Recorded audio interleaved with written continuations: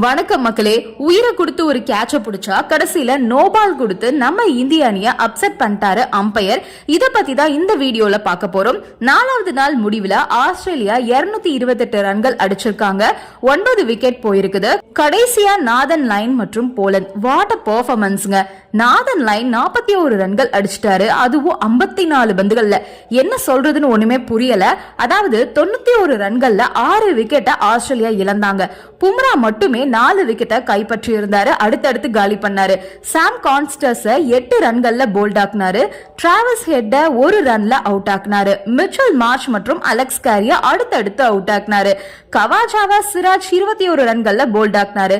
இப்படின்னு 91 ரன்கள் வரைக்குமே நல்லா தான் போச்சு.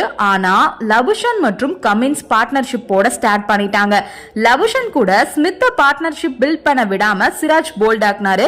இனிமே ப்ராப்ளம் இல்ல, நல்லா ஆடிட்டு இருக்க எல்லாரையுமே அவுட் ஆக்கியாச்சு. லபுஷன் மற்றும் கமின்ஸ் தான் இருக்காங்க, ஈஸியா அவுட் பண்ணிட்டோம் அப்படின்னா பின்னாடி பவுலர்ஸ் மட்டும் தான். எப்படியும் ஒரு 150 ரன்குள்ள கண்ட்ரோல் பண்ணிரலாம், ஆஸ்திரேலியாவை ஆல் அவுட் பண்ணிரலாம்னு இந்தியா நினைச்சிட்டு இருக்கும் போது லபுஷன் மற்றும் கமின்ஸ் ஒரு ஸ்ட்ராங்கான பார்ட்னர்ஷிப்பை பில்ட் பண்ண ஆரம்பிச்சிட்டாங்க. லபுஷன் 65 ரன்கள் கிட்ட போயிட்டாரு, கமின்ஸ் 21 ரன்கள் எடுத்துட்டாரு. என்ன பண்றது, எப்படி கண்ட்ரோல் பண்றதுன்னு நம்ம பவுலர்கள் டென்ஷனாவே இருந்தாங்க. டீ பிரேக் முடிஞ்சது, நம்ம டிஎஸ்பி சிராஜ் சார்ஜ் எடுத்துக்கிட்டாரு. ஒரு 5 ரன் தான் லபுஷன் அடிச்சிருப்பாரு. எல்பிடபிள்யூ முறையில லபுஷனை தூக்கிட்டாரு சிராஜ். 70 ரன்களை லபுஷன் அவுட். லபுஷன் அவுட் ஆனப்போ சிராஜ் மற்றும் மற்ற பிளேயர்கள் எல்லாம் செமையா செலிப்ரேட் பண்ணாங்க. சரி, இவர் போயிட்டாருன்னு பார்த்தா கமின்ஸ் தொல்லை கொடுக்க ஸ்டார்ட் பண்ணிட்டாரு. இடையில வந்த ஸ்டார்க்க 5 ரன்ல நிதிஷ் ரெட்டி ரன் அவுட் பண்ணி விட்டாரு.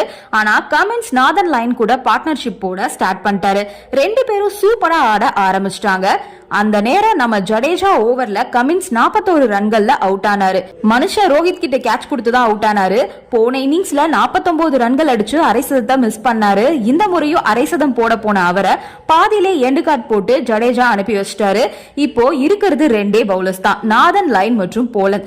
நாதன் லைனுக்கு பும்ரா ஒரு பால் போட்டிருப்பாரு. அந்த பால் பேட்ல பட்டு ராகுல் கிட்ட கேட்ச் ஆகி காலுக்கடியிலாம் போய் அந்த பாலை கஷ்டப்பட்டு ராகுல் பிடிச்சா அம்பையர்ஸ் கால் போயிருக்கும்.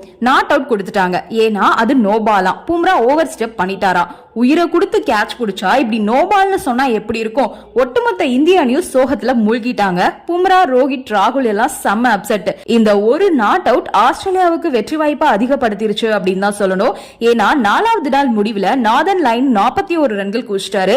போலந்து 10 ரன்கள் அடிச்சிட்டாரு. இந்திய அணியால கண்ட்ரோலே பண்ண முடியல. இப்போ 9 விக்கெட் இழந்து 228 ரன்கள் ஆஸ்திரேலியா எடுத்திருக்காங்க.